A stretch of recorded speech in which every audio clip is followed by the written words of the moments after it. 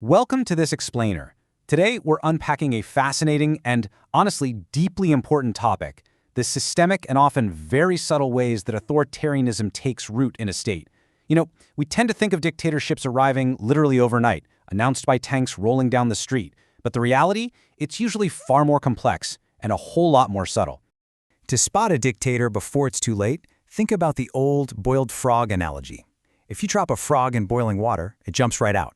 But put it in tepid water and slowly turn up the heat, it doesn't realize the danger until it's way too late. Well, autocratization works exactly the same way.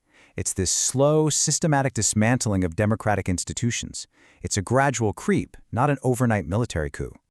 Okay, let's dive into this. Here is our roadmap for today. We're going to explore the 5 pillars of dictatorial control. 1. Warning signs of dictators. 2. Hijacking the state apparatus. 3. The war on truth. 4. Subjugating the population. And 5. The modern dictator's survival.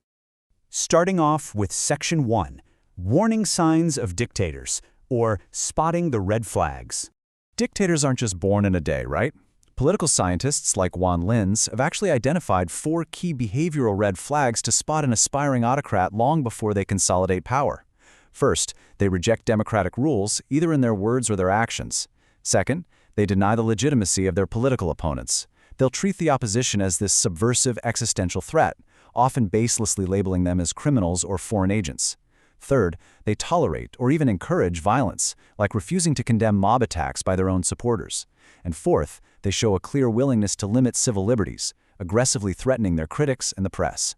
Moving on to Section 2, Hijacking the state apparatus and dismantling the separation of powers. Now, whether a leader is unelected and takes power by force, or they're actually elected democratically, their defining trait is that they cling to power by any means necessary. Their goal here is to eliminate democratic alternatives through a 3-step institutional takeover. First, they concentrate executive power so they can just rule by decree. Second, they purge and intimidate any resisting lawmakers. And third, and this one is absolutely crucial, they stack the courts. The judiciary, which is supposed to be totally independent, is subjugated to serve the ruling regime. They appoint loyalists so the courts just rubber stamp the dictator's agenda instead of upholding the rule of law.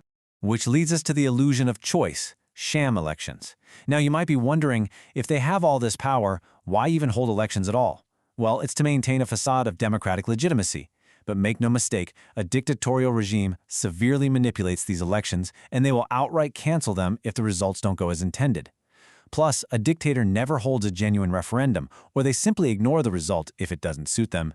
They can completely ignore and suppress democratic alternatives because the whole system has been fundamentally rigged so the opposition just isn't permitted to win. And guys, this isn't just some abstract theory. It's a measurable global trend. Data from the VDEM report, tracking the Liberal Democracy Index over the last 2 decades, shows a pretty stark reality. We are seeing a measurable decline in liberal and electoral democracies and a distinct global shift toward electoral and closed autocracies. It really highlights the reality of democratic backsliding across different regions, proving that autocratization is a widespread phenomenon today. Let's jump to Section 3, the war on truth and controlling the narrative. 44, that is a staggering number. Government efforts to censor the media have actively worsened in 44 countries over the last 10 years alone. Because you see, a hijacked state apparatus is only half the battle. To sustain their rule, a regime must fiercely control the information space. The complete control and censorship of the media and social media is absolutely essential to keep the public in the dark, basically manufacturing a reality that masks all of the regime's failures.